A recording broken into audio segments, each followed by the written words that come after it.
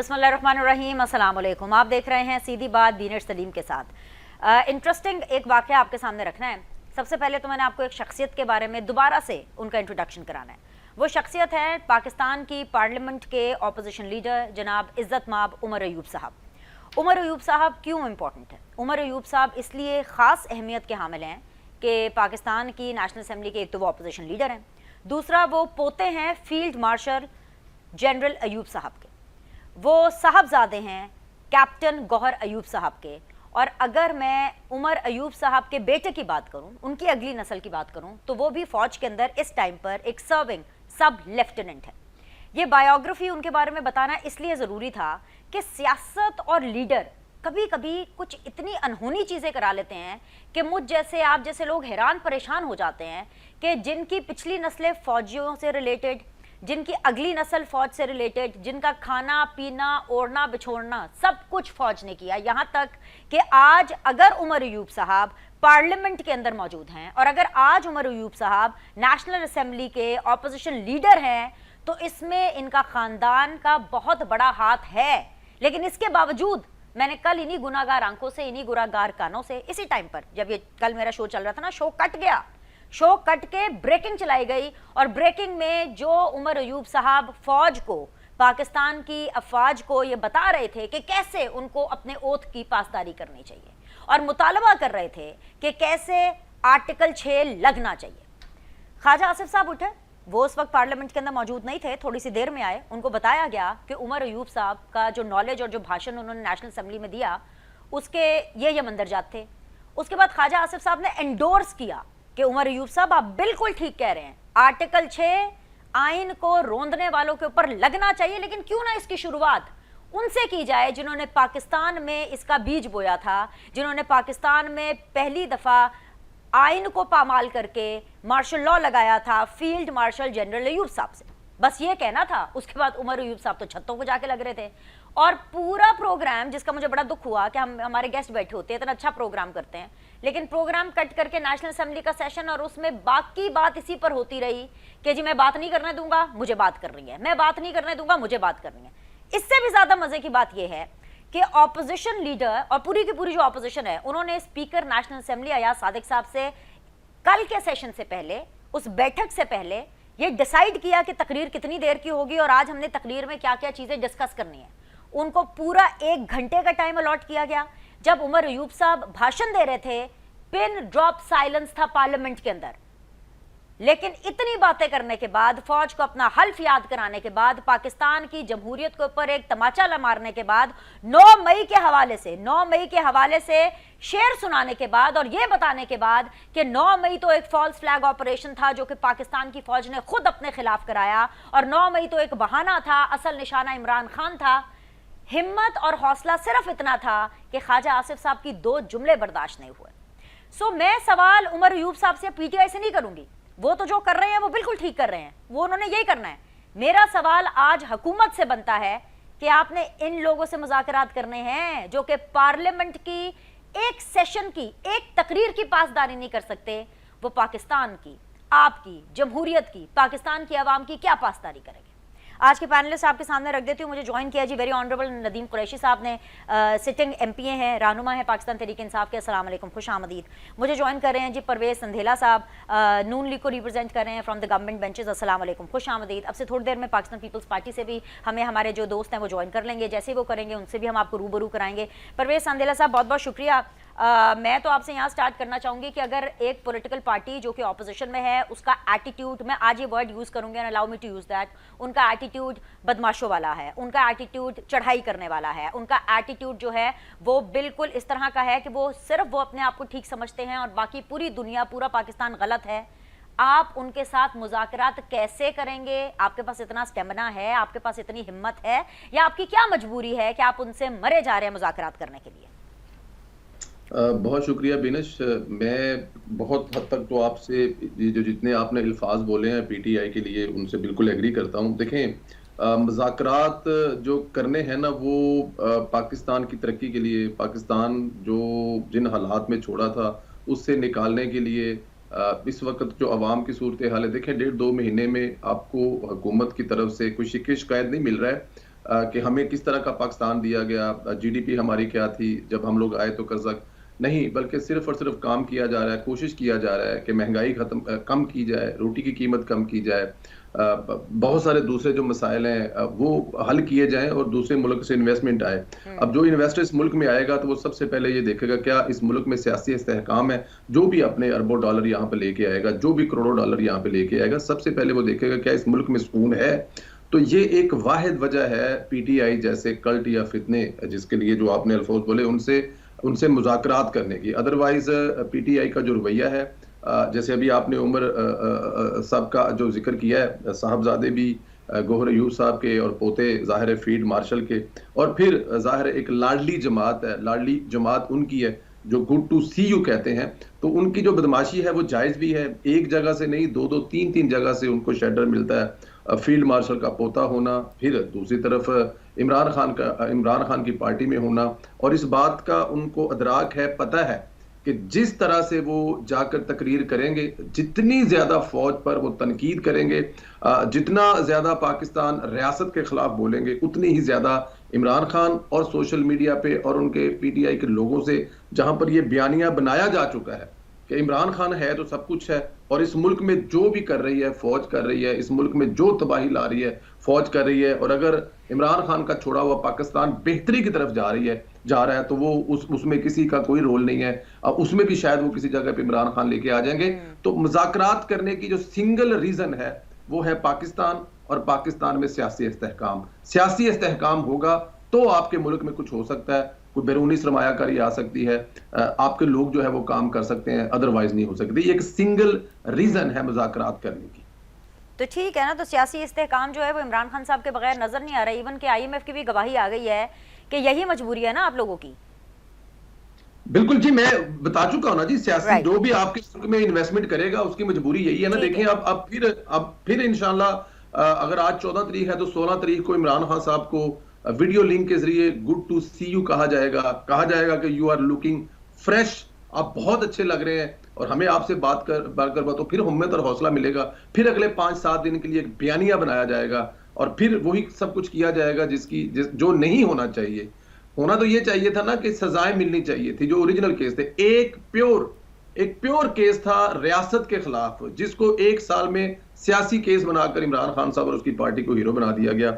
और जहां से बनाया जा रहा है, पहले वो किसी और के लाडले होते थे, अब वो लाडले नहीं रहे। जैसे ख्वाजा साहब ने कहा कि वल्दियत में नाम लिखने का खानला है ना, वो खत्म हो चुका है। अब जो आपका सिस्टम है नादरा का, वो भी वहां पे टाइप करें कि न्यू फादर, तो वो कहता है नहीं जी आपके जो नाम है ना वो पूरे हो चुके हैं। लेकिन जाहिर है अब वो किसी इस वक्त और के लाडले हैं, और जिस अदारे के अब इस वक्त वो लाडले हैं, इस वक्त वो सब पे भारी है, वो कुछ भी कर सकता है। तो ये वो तमाम चीजें हैं जिसकी वजह से उनको हिम्मत और हौसला मिलता है। परवेज, आपने एक बड़ा इंटरेस्टिंग पॉइंट की तरफ मेरी तवज्जो दिलवाई। नॉट दैट कि ये पॉइंट मेरे दिमाग में नहीं था, लेकिन और सी इतनी ज्यादा बातों के अंदर थोड़ा पीछे रह गया था। नदीम कुरैशी साहब, मैं इसी पॉइंट से आगाज करना चाहूंगी। जिन चीफ जस्टिस को आप चीफ जस्टिस नहीं देखना चाहते थे, आप उनको सुप्रीम कोर्ट का जज भी नहीं देखना चाहते थे, जिनके खिलाफ आप लोगों ने एक झूठा केस बनाया, दो honourable chief justice of Pakistan currently जो अभी प्रेजेंट मौजूद हैं, आप लोग उनके सामने जाएंगे, इमरान खान साहब उनके सामने पेश होंगे, and honourable chief justice of Pakistan कह करके उनको पुकारेंगे, और फिर अपनी जो प्ली है उनके सामने रखेंगे। जाएंगे भी कि नहीं जाएंगे? ऐसे ही कुछ करने वाले हैं आप? बिस्मिल्लाह हमारे रही, मुझे नहीं मालूम जाएंगे या नहीं जाएंगे, लेकिन आपकी ख्वाहिशात की तकमील नहीं हो। मैं बड़ा हैरान इस बात पर हूँ कि दुनिया का एक अनोखा निज़ाम है इस मुल्क में, यहाँ टीवी के प्रोग्राम, टॉक शोज बजाय हुकूमतों से ये पूछने के कि आपने अवाम उन्नास की बेहतरी के लिए क्या किया, आपने पब्लिक वेलफेयर के लिए क्या किया, आपने गरीब को वो जो उसकी जिंदगी अबतर से अबतर होती जा रही है उसको बेहतर करने के लिए क्या किया। यहाँ प्रोग्राम पोलिटिकल की पार्टीज पर हो रहे हैं। ये वो एक पाकिस्तान की तारीख का अनोखा मोड़ है कि हर वो शख्स जो बुग़्ज़े इमरान में मुब्तला है, उसको पाकिस्तान का कोई मसला नजर नहीं आता, उसको पाकिस्तान की आवाम डाकुओं के हाथों मरती नजर नहीं आती, उसे पाकिस्तान के 6-6 साल के बच्चे डाकुओं के जरिए अगवा होकर ताबान देते नजर नहीं आते, उसे पुलिस जैसे डिपार्टमेंट पर अवाम उन्नास के हमले नजर नहीं आते, उसे लाशें, सड़कों पर खुशियां और वो सब कुछ नजर नहीं आता जिसने इस मुल्क का एक मस्बत तासुर कर दिया। उनको नजर क्या आता है? एक कहती जो जमीन क्या कहती, वो एक ही वक्त में मुनाफिकत की इंतहा करते हैं। वो लोग, वो एनालिस्ट, वो तज्जियाकार, वो सियासी रहनुमा जो एक ही वक्त में उसको फितना कहते हैं और एक ही वक्त में उसको हीरो कहते हैं। ये उस शख्स की जीत है कि उसने अपने सारे नाकदीन को इस ऐसे खौफ पे मुब्तला कर दिया है कि वो लोग जो पाकिस्तान के इक़्तिदार को अपने बाप की विरासत समझते थे, जो समझते थे कि 40-45 साल से हम जो ये म्यूजिक चेयर का खेल खेल रहे हैं जारी रहेगा, उस एक शख्स ने कैद में बैठकर उन सबको इस खौफ में मुब्तला कर दिया कि तुम्हारा अंजाम पाकिस्तान की आवाम के आपको जमहूरी अंदाज में बिल्कुल करीब है। 8 फरवरी को जो नतीजा आया, बहुत सारे लोग उस नतीजे को जुबानी बैठकर या टीवी पर बैठकर अपनी गुफ्तगू में तस्लीम नहीं करते, लेकिन अपनी निजी महफिलों में तस्लीम करते हैं। अपने नाखून को दांतों में दबाते हैं, अपने बालों को नोचते हैं, तड़पते हैं, मचलते हैं, चीखते हैं, चिंगाड़ते हैं, रोते हैं। किस चीज को तस्लीम नहीं करते कुरैशी साहब? किस बात को? पाकिस्तान का नौजवान ये फैसला कर चुका कि उसने इन सियासत के नौसरबाजों को, जिन्होंने अपनी 3rd जनरेशन इस मुल्क में उतार दिया। अभी मेरे भाई ने कहा कि लाडला भाई, लाडले तो पीछे चले, अब तो लाडो आ गई है, अब तो पाकिस्तान में लाडो की हुकूमत है। खवातीन चला रही है, सुबह 12-12, 13-13 करोड़ के 2-3-4 खवातीन मिलकर चला रही है। आपको चाहिए कि मेरी बहन कि आप बजाय इमरान खान के ऊपर और पाकिस्तान के चीफ जस्टिस के ऊपर ये ताज़ीर पेश करने के, आप 10-11 माह से कैद ऐसे शख्स को कि जिसके लिए आप ऊपर यानी कि कुरैशी साहब आप ये कह रहे हैं कि जो उमर अयूब साहब ने पार्लियामेंट में 1-1.5 घंटे की तकरीर की है, मैं उसके ऊपर बात ना करूं, उमर अयूब को मैं इंपॉर्टेंस ना दूं, उनकी तकरीर बिल्कुल फजूल थी। ऑपोजिशन लीडर की मैं कोई बात ना करूं, ऑपोजिशन लीडर जो बातें कर रहे हैं मैं वो भी ना करूं। अच्छा चलें, कोई बात नहीं, आप ये चाहते हैं मुझे कह दें, मैं नहीं करती। आप ये चाहते हैं कि लतीफ खोसा, जो लतीफ खोसा साहब तकरीर करते हैं मैं उस पर भी बात ना करूं। आप ये चाहते हैं कि जो गौहर खान साहब, जो अभी करंटली आपकी पार्टी के सो कॉल्ड चेयरमैन हैं, गौहर खान साहब अगर कोई बातें कर रहे हैं कि मैं उसके ऊपर भी बात ना करूं, जो असद कैसर साहब बातें कर रहे हैं मैं उसके ऊपर भी कोई बात ना करूं, मैं इमरान खान साहब की बातों पर, तो सर आप उसका बोझ उठा सकते हैं, मैं कर लेती हूं बात, ये सेंसर नहीं होगा। इमरान खान साहब आपको पता है क्या कह रहे हैं? आप चाहते हैं कि मैं उस पर बात कर लूं तो उस पर कर लेते हैं ना सर। जी सर। मैं आपको बोलने से मना नहीं कर सकता, मेरे पास वो हक और इख्तियार नहीं है, मैं तो सिर्फ सुन सकता हूँ। आपको आज ही से दरख्वास्त कर सकता हूँ कि आप बजाय जज बनने के, बजाय वकील बनने के, बजाय झूठा गवाह बनने के, इस गुनाह कमाने के, आप हकाइक पे बात करें ना। इस मुल्क में 24 घंटे 24,000 मसले हैं। आप छोटे ट्रेडर की बात करें, आप भूख से मरते किसान की बात करें। अरे सर, पार्लियामेंट में मेरे नुमाइंदे उस बारे में बात करेंगे तो फिर ही ना। डिफेंस से साद रफीक हार गए और डिफेंस से लतीफ खोसा साहब जीते। लतीफ खोसा साहब ने नहीं जाके बात की किसानों के बारे में, नहीं बात करे वो बिजली के बारे में, वो आर्टिकल 6 के बारे में बात कर रहे हैं। उमर अयूब साहब को जिन लोगों ने वोट किया वो उन लोगों के बारे में बात नहीं कर रहे, वो आर्टिकल 6 के बारे में बात कर रहे हैं। मेरे मुंतखब नुमाइंदे पार्लियामान में जिस बारे में बात करेंगे मैं उसी के बारे में बात करूंगी ना। आर्टिकल 6 लगाने का अगर तप्पड़ नहीं है और सिर्फ तकरीरें करनी है और सिर्फ आर्टिकल 6 लगाने का तप्पड़ सिर्फ नवाज शरीफ में था, तो सर मान लेना कि वो सिर्फ तकरीर थी बीनेश, सिर्फ मान लें और एक्सेप्ट करें कि बीनेश ये सिर्फ हमारी तकरीरें हैं, बात आप किसी और पे करें। सच मुझे याद आया, इमरान खान साहब तो नवाज शरीफ ने जो आर्टिकल 6 परवेज मुशर्रफ साहब पर लगाया था उसके रास्ते में खड़े हो गए थे ऐसे बाजू चौड़े करके कि नहीं नहीं वो जज भी खत्म, वो अदालत भी खत्म, तो कह दें कि फिर तकरीरें हैं। जल्दी से कहें, जल्दी से कहें, जल्दी से कहें ताकि मैं टॉपिक चेंज करूं। नहीं सर, फिर मैं टॉपिक चेंज कर लेती हूँ ना, बाकी प्रोग्राम भी तो करना है, आपने नहीं करनी इस टॉपिक पे बात। जी सर। अच्छा, ब्रेक पे पहुंच रखे, मैंने क्या दिया आपको ये ओपनिंग में प्रोग्राम कर रही है, धूप लग रही है आपको, ये आप इसके नवाज शरीफ में जो आपने से बाहर हो गई है। मैंने कब आपको कह दिया, मैंने कब कहा अभी नवाज शरीफ चेक वगैरह नहीं है। अरस्तू अगर कोई है तो नवाज शरीफ है, चेक वगैरह है तो नवाज शरीफ है, मऊ से तंग है तो नवाज शरीफ है। ये सारे ओहदे, सारे मनसब, सारे जाहो जलाल, सारी रहमतें नवाज शरीफ साहब के लिए। अल्लाह उनको जिंदगी दे, आप उनके दौर में जिंदा है। कभी आप नौजवान थी, आज माशाल्लाह आप अभी भी नौजवान है, लेकिन जब आप बुजुर्ग होंगी तो नवाज शरीफ साहब रहे तो पाकिस्तान ऐसे रहे। अल्हम्दुलिल्लाह, क्योंकि अल्लाह ताला ने जो है बिल्कुल मुझे उस्मान बुज़दार के दौर से भी गुजारा है, इमरान खान साहब के भी दौर से गुजारा है। और सर अगर इमरान खान साहब जवान है तो मुझे तो फिर जवान होने का हक है ना सर। सर इतना टाइटल तो दे मुझे कि मैं तो जवान हूँ। अगर आज के दिन इमरान खान भी जवान है तो मैं तो उनके मुकाबले में बिल्कुल जवान हूँ सर। सुने, जैसे आपकी संदीला साहब की सुनती है ना, जैसे वो मजहबी लेक्चर कर रहे, मुझे भी सुन ले। मेरी बात से मैं आपकी तकलीफ देकर ना मुझे तरस आता है, यकीन करें। मेरा दिल करता है मैं सर बजाय असल में ना मैं आपको बताती हूँ कुरैशी साहब, आपके साथ ही हूँ सर, मैं आप ही के साथ हूँ जो नहीं, मैं आपको बताती हूँ सर, परवेज संदेला साहब ने ना मेरे पे अटैक नहीं किया, वो ना क्लैशन को लेकर नहीं आते और वो पर्सनल अटैक नहीं करते। अभी अगर परवेज संदेला साहब मेरे ऊपर पर्सनल अटैक करे, मेरे सवालों पर अटैक करे, मेरे कंटेंट पर अटैक करे, तो मैं उनके साथ भी यही करूंगी। आपको सवाल पसंद नहीं आते, अब मैं नदीम कुरैशी साहब से पूछकर तो अपना रनडाउन नहीं सेट करूंगी ना सर। इज्जत माफ काबिले मैं वो एंकर नहीं हूँ सर, मैं आप लोगों की वो फेवरेट एंकर नहीं हूँ जो आपके व्हाट्सएप के मुताबिक चले। सर मैं अपने दिल के मुताबिक चलती हूँ। जी सर। मैंने नहीं शोर बचाना, मैंने शोर बिल्कुल नहीं बचाना, मैं कानून से बात करूंगा, मैं अपने अपने जो अल्लाह ने मुझे शऊर दिया मैं उसके मुताबिक बात करूंगा। मैंने बताना नहीं टीवी पे मेरी तरबियत क्या है, मैंने नहीं बताना, मैंने तो वही बताना है जो मेरी तरबियत हुई है, मैंने दिखाना है अपने अमल से। आप सर वो ना ही बताएं तो अच्छा है। नदीम कुरैशी साहब 9 मई को देख ली थी मैंने तरबियत आप लोगों की, बड़ी गंदी तरबियत थी 9 मई की। अगर ये 9 मई सर घरों में घुस के आप लोग खवातीन को मारते हैं, उनके घर के किचनों में, उनके सालनों में हाथ डाल लेते हैं, आप वहां से वर्दी उठा के गाड़ी के ऊपर चढ़ के उसकी पेटियां नापते हैं। मुझे ये तरबियत ना देखनी है ना सुननी है, इसको छोड़ें, तरबियतों को छोड़ें। पार्लियामेंट के अंदर बात जो है नदीम कुरैशी साहब सियासी बल्दियत पर चली गई थी।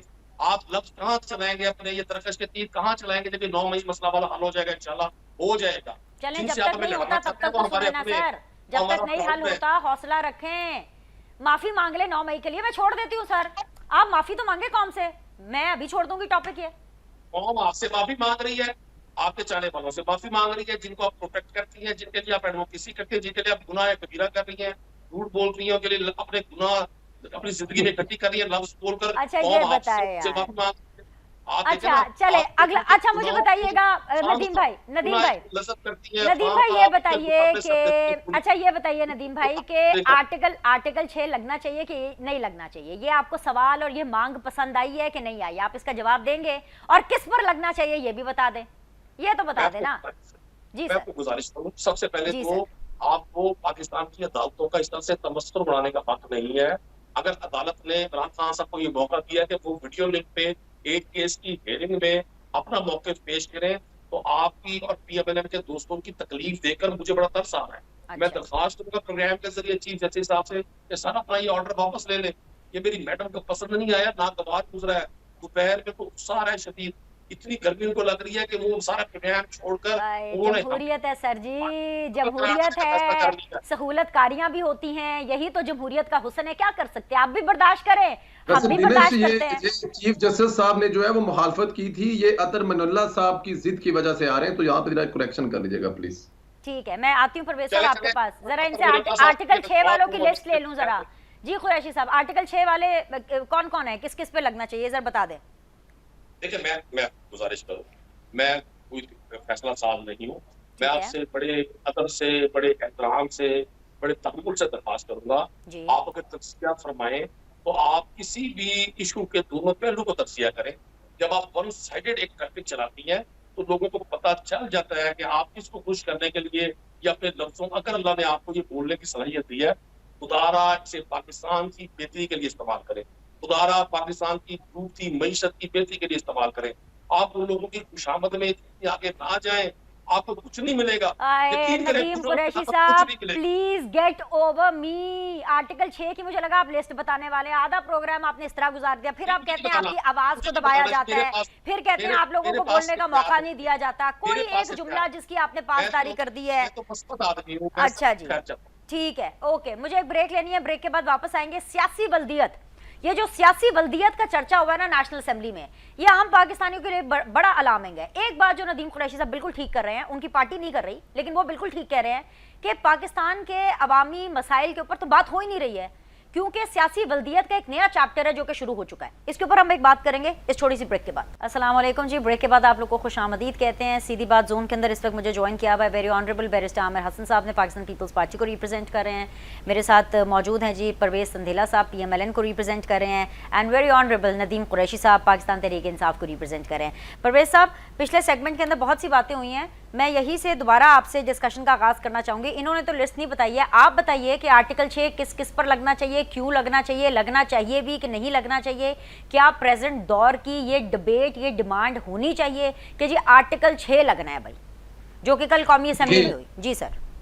आर्टिकल 6 लगाने के लिए आपका इस वक्त जो है ना, वो आपका पहली चॉइस जो है वो मुल्क की इकॉनमी होनी चाहिए। ठीक है। जब आप खुशहाल हो जाएंगे ना, जब आपकी चीजें बेहतर हो जाएंगी, जब आपका मुल्क दुनिया का 17वां 18वां अमीर मुल्क बन जाएगा, तो ये सारा कुछ खुद ब खुद ही हो जाएगा। देखिए नवाज शरीफ साहब ने ये मशक की थी, ये नवाज शरीफ ने मशक की थी और उसके बाद फिर आपने देख लिया था जो हो गया था। ये जो अभी लोग बहस छेड़े हैं ना, ये जो DGSI पर आर्टिकल 6 लगाने की बात कर रहे हैं, ये जो मुख्तलिफ वाकयात हुए हैं, पिशावर वाले वाकये की रिपोर्ट मांग रहे हैं, ओजड़ी कैंप की, ये सिर्फ और सिर्फ अपने जो इनके फॉलोअर्स हैं उनको एक नया जिसे कहते हैं ना कि मसाला देने के लिए कर रहे हैं। इन लोगों ने लगाना, अच्छा जब आर्टिकल 6 लगाने का वक्त था तो उस वक्त तो बॉस कहते थे, लगाते ना, उस वक्त तो बॉस कहते थे, उस वक्त तो कहते थे कि दुनिया में सबसे ज्यादा, सबसे बेहतर, सबसे अच्छे जमहूरियत पसंद जो इस वक्त जनरल है दुनिया में, वो हमारे साथ बैठे हुए हैं। तो देखें ये बहस है, और सिर्फ अपने फॉलो को लभाने के लिए आप इस वक्त इकॉनमी के बारे में सोचें। आप ये देखें कि आपके मुल्क में इन्वेस्टर आएगा तो उसको यहाँ पे कौन सा माहौल है, वो माहौल प्रोवाइड करने की बात करें। इन चीजों में ये सिर्फ और सिर्फ कौम, आप देखें ना कल आपका पूरे का पूरा शो खा गए, असद उमर जो अपना उमर अयूब साहब थे, पूरा शो खा गए आपके। उसमें से निकला क्या है, सिवाय ख्वाजा साहब से बिस्ती करवाने के बाद या ख्वाजा साहब से क्लास लगवाने के अलावा उसमें से उसको क्या मिला है? फिर बाद में अपने दादा की हमायत में आ गए, वो दादा पोती वाला केस फिर खुल गया। तो बेहतर है कि इन चीजों पे वक्त जाया किए बगैर जो हो गया सो हो गया, आगे चलें। कौम को इस वक्त जो बड़ा मसला है वो महंगाई है, मैशियत है, इसको लेके चलें। और दूसरा जो मेरे भाई हैं ना नईम कुरैशी साहब, इनको औरतों से पता नहीं कोई खास मसला है या कोई खास प्रॉब्लम है। बीनस सलीम साहब से इन लोगों ने पूरे आधे प्रोग्राम में लड़ाई कर ली, औरत, अच्छा उसके बाद पंजाब में औरतें चला रही हैं, अच्छा औरतें चला रही हैं, औरतों से मसला है, उनकी कारकर्दगी से मसला नहीं है।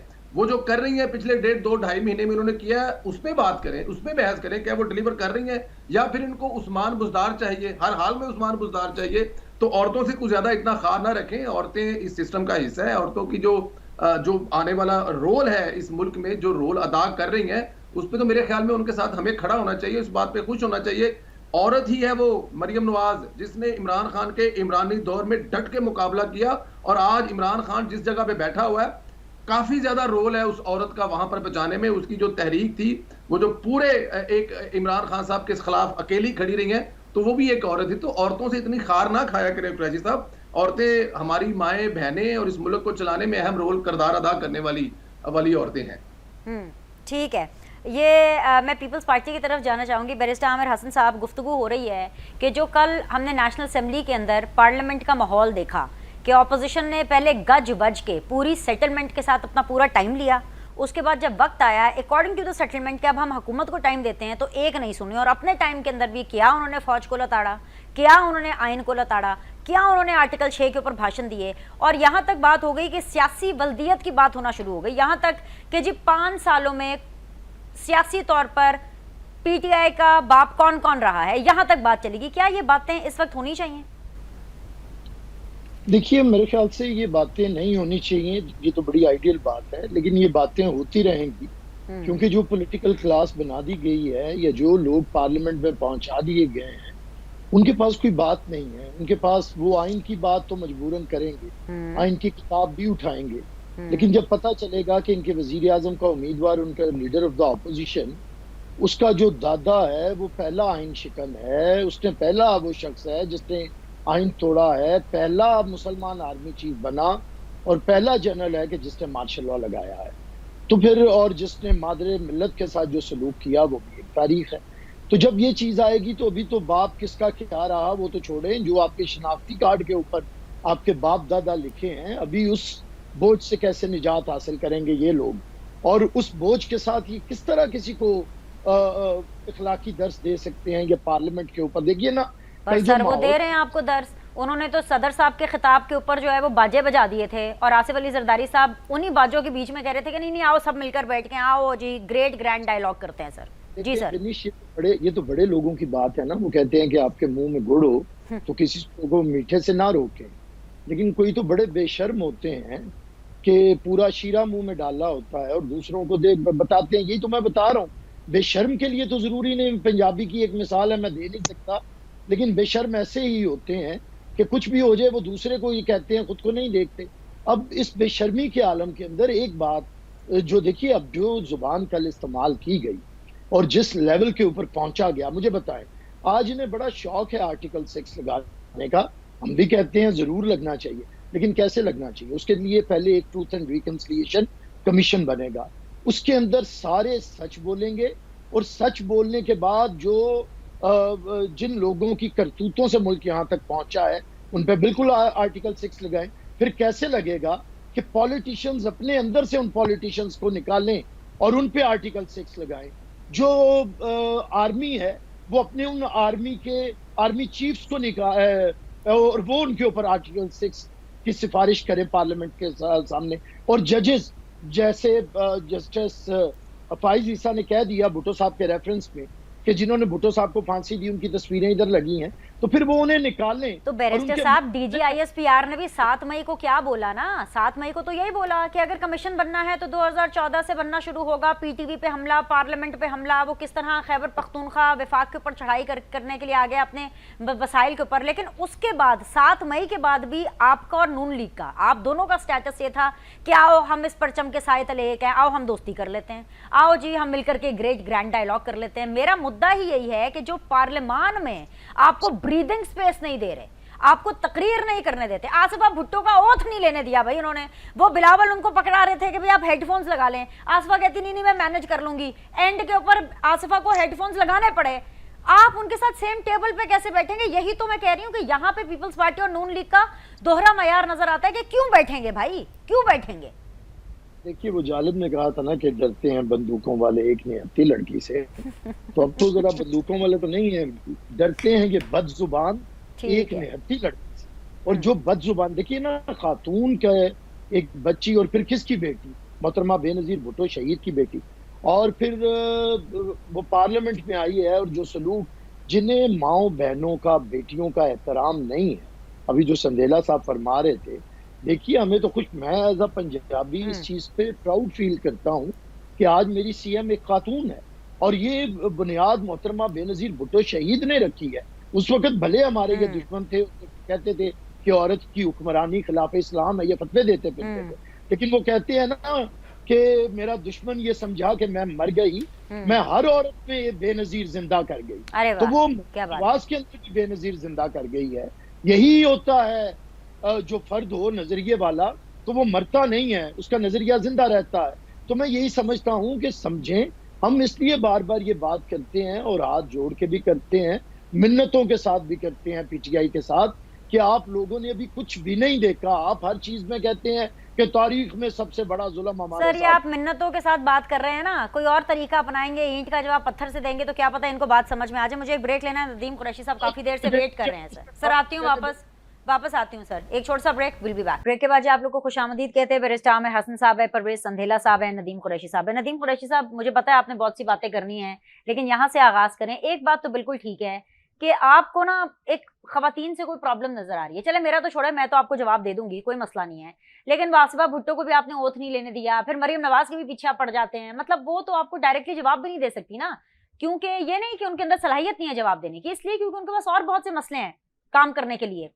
तो सर, ये जो एक मिसोजिनिस्ट सा एटीट्यूड आ रहा है सर, ये बड़ा एक बैड टेस्ट में जा रहा है, क्योंकि अपनी बुशरा बीबी के लिए तो आप ऐसी इज्जतें मांगते हैं कि हाथ बांध लिए जाएं, नजरें झुका ली जाएं, और बाकी खवातीन को आप खवातीन समझ नहीं रहे।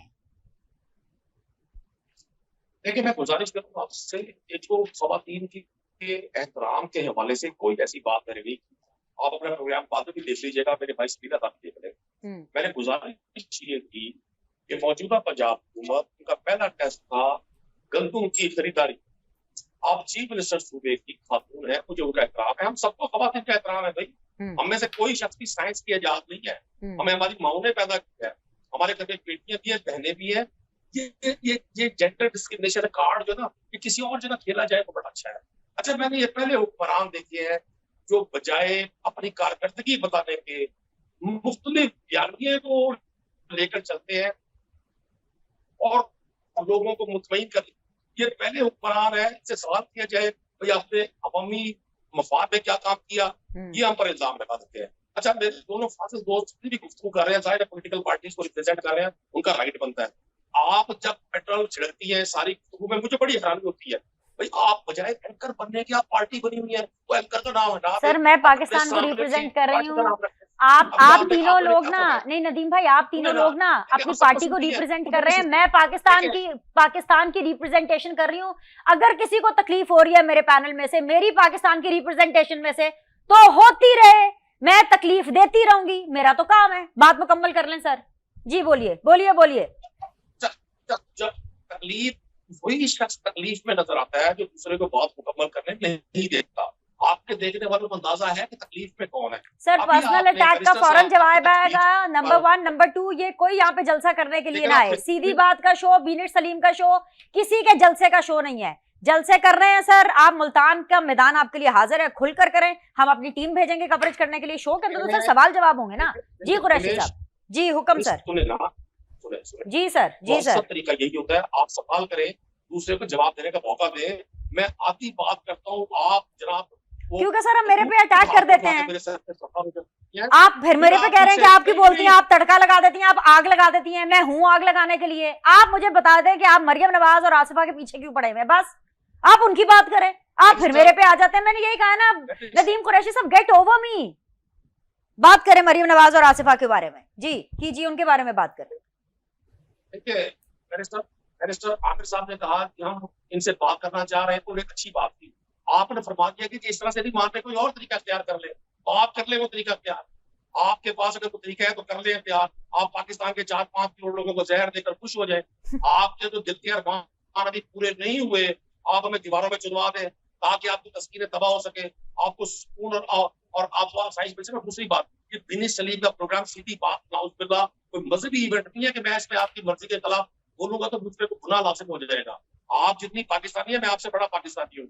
आप तो बोलने के पैसे ले रही है, मैं फी सबिलिल्लाह बात सर मजहबी टच आप लोग लाते हैं, आपका लीडर लाता है, फिर आज आके बात मेरे पे आ गई भाई। मतलब यार मैं इतनी इम्पोर्टेंट हूँ सीरियसली। बीनिट सलीम का सीधी बात नहीं है, ये फसादी बात है, ये टेढ़ी बात है। आप सीधी बात होती है कि आप सबको मौका दें। पानी पी ले भाई, नदीम कुरैशी साहब को पानी पिलाएं सर। आपके पास कोई है तो पानी पिए। जब मैं रिस्पॉन्ड करता हूँ आपको तो आप खवातीन की चादर ओढ़ लेती हैं। आप खातून है, मेरे लिए काबिल एहतराम है, मेरी बहनों की तरह से। लेकिन आपको ये अलाउ नहीं मैं कर सकता कि आप हर बात को टेढ़ी अंदाज में बात करें। आप सवाल का जवाब लेती नहीं है, आप दरम्यान में फिरा जाती हैं। आप 10 मिनट बोलती हैं, दूसरे को आप 1 मिनट देती हैं। मैं आपकी 10 मिनट की बातों का जवाब 1 मिनट में कैसे दूंगा? आपने खुद ही अपने आप को मजलूम बना लिया है। अच्छा अब जवाब देना है नदीम कुरैशी साहब कि मैं आगे चलूं? अच्छा जवाब देना है कि मैं आगे चली जाऊं? ले जवाब लेने में, आपने जवाब लेने नहीं मेरा, आप मेरे जवाब दे दे। मैं तो कह रही हूँ जवाब दे दे। आपके पास बात ही, या बीनिट सलीम के अलावा नदीम कुरैशी साहब आपके पास कोई बात ही नहीं है। लेकिन मैंने बड़ा आज अच्छा फील किया है शो के अंदर। भाई मुझे जितनी इंपॉर्टेंस नदीम कुरैशी और पीटीआई ने दी है ना, वैसे नून लीग और पीपल्स पार्टी ने आज तक कभी इतनी इंपॉर्टेंस नहीं दी। परवेज सांदला साहब, ये आज़ाद कश्मीर के अंदर जो है जो पुरतशद्दुद एहतजाज के बाद जो तमाम मुतालबात तस्लीम किए गए हैं, ये क्यों किए गए हैं? अगर उनके मुतालबात जायज़ थे तो इनको पहली फर्स्ट इंस्टेंस पे, फर्स्ट प्लेस पे ही तस्लीम किया जाना चाहिए था। और अगर तब नाजायज थे तो फिर अब ब्लैकमेल करने के बाद क्यों तस्लीम किए जा रहे? What is the status, what is happening in Azad Kashmir? Parvez साहब, मैं आपसे बिल्कुल एक देखें, इसको जो है ना, वो जिन लोगों ने वहां पे मिस हैंडल किया है ना, बिल्कुल उनका तयन होना चाहिए। अगर ये चीजें पहले से चल रही थी, यहाँ इस नौबत तक क्यों पहुंची हैं? और खास तौर पर जो इस वक्त वहां पर वो वज़ीर आज़म है, जाहिर है वो भी जिस बात के स्पीकर थे, आपको पता ही है, जैसे करके वहां पर किया गया। बाकायदा तौर पे सोशल मीडिया पे आप उनकी वीडियो देखें तो मजाक उड़ाते रहे हैं। जो अपने मुतालबात लेके आते कहते जाके जो करना है कर लें आप, तो उसके पास होगा, लेकिन तयन होना चाहिए।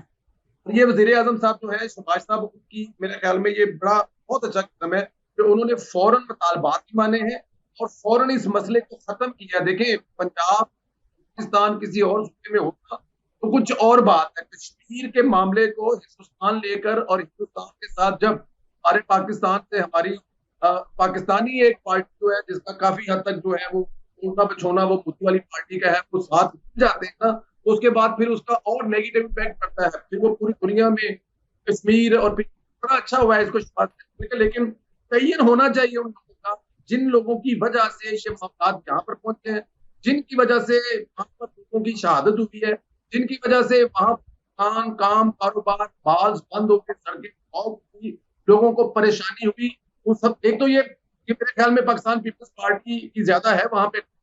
इन लोगों को आसफ अली जरदारी साहब ने इस पे नोटिस भी लिया है कि वो ये इसका तयन करेंगे और हुकूमत चाहिए, बिल्कुल तयन होना चाहिए, जिम्मेदारों को वहां पर सजा मिलनी चाहिए। यहाँ तक कौन से कैसे हैं कश्मीरी भाइयों के जो इस वक्त दर्द था, जो तकलीफ है, वो शहबाज साहब ने किया। देखिए यही तो प्रॉब्लम है, यही तो मसला है, यही तो ये हुकूमत कर रही है, मसाइल हल करने की कोशिश कर रही है, चाहे वो कश्मीर में हो, चाहे वो पंजाब में हो, चाहे पाकिस्तान में हो। नहीं लेकिन परवेज साहब, शहबाज शरीफ साहब ने क्या किया? उन्होंने 5 दिन वेट किया, जब लाशें गिर गई, माहौल आग ज़दा हो गया, मतलब हर जगह पे बात फैल गई, इंडिया ने पूरी अपनी सियासत कर ली, मोदी सरकार ने पूरा जो अपना इलेक्शन है वो इसके ऊपर जो है उसकी कैंपेनिंग कर ली, पीटीआई ने खूब मजे ले लेकर के इसकी जो चीजें हैं वो सोशल मीडिया के ऊपर वायरल की। और फिर मुझे जो ये साबिका जो प्राइम मिनिस्टर है आजाद कश्मीर के, वो बता रहे हैं कि भाई जो आर्मी चीफ हैं उनको इंटरवीन करना पड़ा। तो इसमें शहबाज शरीफ साहब ने क्या किया? This is a clear mishandling by the government.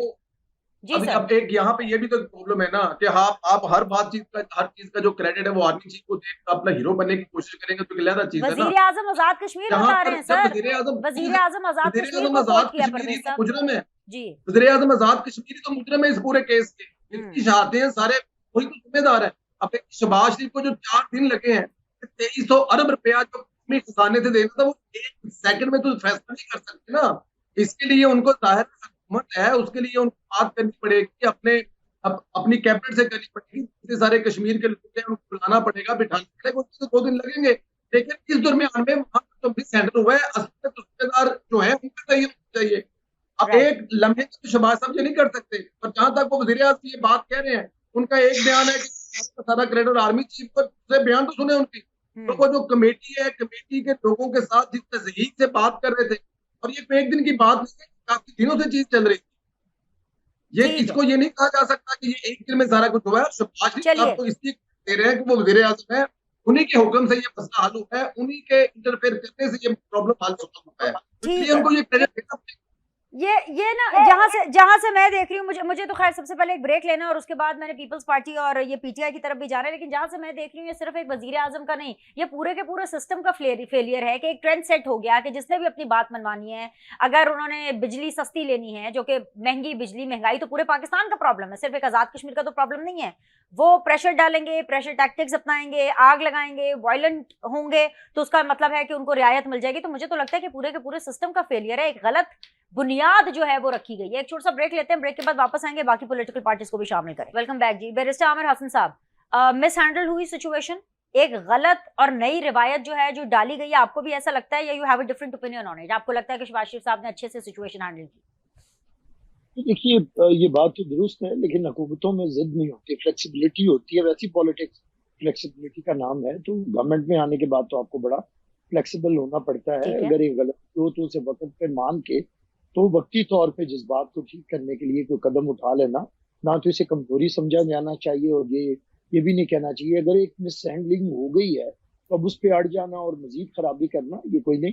लेकिन हाँ, ये बात आपकी दुरुस्त है कि पाकिस्तान के अंदर अपने मुतालबात को मनवाने के लिए एहतजाज को पुरतशद्दुद हद तक बढ़ाने की जो रिवायत है, और जिस इस कल्चर को ये परवान एक तो आमरीयतों ने चढ़ाया है, फिर आमरीयतों के परवरदाओं ने चढ़ाया है, और फिर पीछे ये पीटीआई का ये जो धरने वर्नों से ये चीज निकली है कि उन्होंने ये समझा है कि आईनी रास्ते मजबूत कर दिए जाएं, आइन के ऊपर ना चला जाए और गैर आईनी तरीकों से हुकूमत को मजबूर किया जाए, या जिस तरह का आज का इनका एटीट्यूड है पार्लियामेंट के अंदर के बदतमीजी, बदतहजीबी, गालम गलोच के जरिए आप लोग किसी को बोलने ना दें। मैं तो हैरान होता हूँ, ऐसे ऐसे लोग असेंबली में भेज दिए गए हैं कि जिन्हें एज ए काउंसलर भी कोई तरबियत नहीं है। ये तो एक पॉलिटिकल तरबियत का आगाज होता है। अगर मैं इससे पीछे जाऊं तो उन्हें शायद वैसे भी रख रखाव, गुफ्तगू और 4 बंदों में बैठने का भी तरीका और सलीका नहीं है। जो लोग बिठा दिए, पहुंचा दिए गए हैं, और जो वो हरकतें करते हैं वो आपके सामने है। नारे कसना, आवाजें लगाना, औरतों की तज़हीक करना, बुजुर्गों के साथ बदतमीजी करना, पार्लियामेंट को बेवकार करना, और उसके बाद, और ये क्या है? देखिए, मैं नहीं समझता कि ये सारे लोग इसलिए कर रहे हैं कि उनकी तबीयतें ऐसी हैं। बहुत से ऐसे होंगे जिनकी तबीयतें ऐसी होंगी, लेकिन मेजॉरिटी इसलिए करती है कि कोई एक ऐसी तबीयत का शख्स इनके पीछे है कि जो गाली के अलावा बात नहीं करता, जो तशद्दुद के अलावा जिसके पास कोई हरबा नहीं है, ब्लैक मेलिंग जिसकी सरिश्त में है, जो मुज़ाकरात के ऊपर यकीन नहीं रखता, जो आइन को नहीं चाहता, जो कहता है कि अगर मुझे हाथ नहीं डाला सर नहीं फैक्ट चेक दूंगी, मुज़ाकरात पे यकीन रखते हैं लेकिन आपके साथ मैंडेट चोरों के साथ मुज़ाकरात नहीं करना चाहते बकौल उनके, वो सिर्फ और सिर्फ एस्टैब्लिशमेंट के साथ करना चाहते हैं मुज़ाकरात, तो सर वो करना चाहते हैं ना, मैं फैक्ट चेक दे दूं आपको। जी मैं सर, यही कहना चाह रहा था, मेरी अगला फिक्रा ये था कि उनका मुज़ाकरात पे शौक उनसे है जिनकी गोद में बैठ के उन्होंने सारी मनाजिल तय की है, इक़्तिदार तक पहुंचे हैं। वगरना तो इनकी, ये मेरे हल्के में इलेक्शन लड़ते थे, वैसे ये कौमी असम्बली का मैंने भी इनसे इलेक्शन लड़ा है, ये भी हारे हैं, मैं भी हारा हूँ, लेकिन उससे पहले इनकी जमानतें जब्त होती थी, कभी इनका दिया और चिराग होता था यहाँ पे, जिसे पंजाब में दीवा कहते हैं, तो ये वो उसी तरह की सियासत करते थे। तो इन्हें फिर एक रातों रात मुयस्सर आई जनरल बाजवा की या एम्पायर की उंगली, और उसने इसे यहाँ तक पहुंचाया, और उसके बाद फिर इन्हें जनरल फैज हमीद मुयस्सर आया, जिसके जरिए ये सबको टांगना चाहते थे, सबको लटकाना चाहते थे, फस्तायत करना चाहते थे, हिटलर, देसी हिटलर बनना चाहते थे, लेकिन वो सियासी लोगों ने इनका रास्ता मसदूद किया। अब ये फिर तक चाहते हैं कि कोई अडयाला से उठाए और झोली में बिठाए। अब वो झोली में बिठाने की जो सियासत है वो चलेगी नहीं, वो चलने की नहीं है, इसलिए हम इनसे मिन्नतें करते हैं। ठीक है, आप कह रहे हैं वक्त कम है सर, आप कह रहे हैं इनकी सियासत नहीं चलेगी, ये लोग कह रहे हैं यानी पीटीआई वाले कह रहे हैं ये हुकूमत नहीं चलेगी। नदीम कुरैशी साहब, लास्ट कमेंट, वजीर आजम Azad Kashmir is responsible for whatever crisis is happening in Azad Kashmir, या फिर वजीर आजम Pakistan, who is responsible sir? देखिए, अगर आप इजाजत दें मुझे और जान की अमान भी दें, तो हमेशा जिम्मेदार हुक्मरान ही होते हैं जो हक में हक के हुक्मरानी रखते हैं, और आइन भी, कानून भी, अखलाक भी ये जिम्मेदारी आइज करता है कि वो लोगों के मसाइल को हल करे। आजाद कश्मीर जाहिर है पाकिस्तान की शहरक है, पूरा कश्मीर ही पाकिस्तान की शहरक है। आजाद कश्मीर में होने वाला कोई भी इस तरह का वाकया पाकिस्तान की बदनामी का बाइस बनता है। वैसे तो ये हुक्मरान जो मुसल्लत है, माशाल्लाह ये एजाज इनको रहेगा कि पाकिस्तान को दुनिया भर में बदनाम कर दिया। ये बेतौकीर, दिलों से उतरे हुए, नजरों से गिरे हुए लोग हैं जो बगैर वोटों के मुसल्लत है। और यहाँ जब मैं सुनता हूँ लोगों के आईन और पार्लियामान के भाषण, मुझे शर्म आती है कि यार मैं किन लोगों के साथ मुझे गुफ्तगू करनी पड़ती है कि जो लफ्ज तो आइन और पार्लियामान का इस्तेमाल करते हैं वो पार्लियामान आइन में इंडियंस है, अजनबी है, बगैर वोटों के जीत कर इलेक्शन आए हैं। ये पाकिस्तान की तारीख का पहला इलेक्शन है जहाँ अवाम को मैनेज कर दिया गया है, अवाम ने वोट किसी और को दिए। ये पहला इलेक्शन है कि वोट किसी और को डले, जीता कोई और। ये पहला इलेक्शन है कि मुखालिफ कैंडिडेट्स का अगवा कर दिया गया, लोगों के कागजात मुस्तरद कर दिए गए, लोगों की सियासी एंट्रियां करवाई जा रही हैं, नई लीडरशिप, 25 करोड़ गुलामों को नई लीडरशिप दी जा रही है। लेकिन इतनी जरूरत नहीं है कि वो लीडरशिप जेन्युइन इलेक्शन जीत कर असेंबलियों का हिस्सा बन जाए। ये अनोखा मुल्क है, या जितने अनोखे लाडले हैं वो चांद मांगते हैं खेलने के लिए। अब जितने चांद थे वो तो इन्होंने यहाँ से उठा के बाहर भिजवा दिए। अब ये खंडरास के मकनी जो मुल्क इन्होंने बना दिया है, जहाँ हर रोज होती है, जहाँ हर रोज भूख नंगी नाचती है, जहाँ कराची में बैठकर एक शख्स डाकू से अपील करता है कि डाकू साहब 20-25 साल के बच्चे को मोबाइल के लिए गोली ना मारे, मोबाइल फोन के लिए 25 साल का बच्चा जो बाप सवाल करता है उसको पता चलता है। ठीक है नदीम कुरैशी साहब, ये पंजाब असेंबली में ना ये सारी आप तकरीरें करें, मैं देखूंगी, मैं वॉच करूंगी, I will be having an I on you कि आपकी पार्टी पंजाब असेंबली के अंदर और नेशनल असेंबली के अंदर इन तमाम मुद्दों के ऊपर कितनी आवाज उठाती है। आज के लिए इतना ही, तीनों मेहमानों का बहुत बहुत शुक्रिया, आपके फीडबैक का इंतजार रहेगा। सी यू ऑल टुमारो।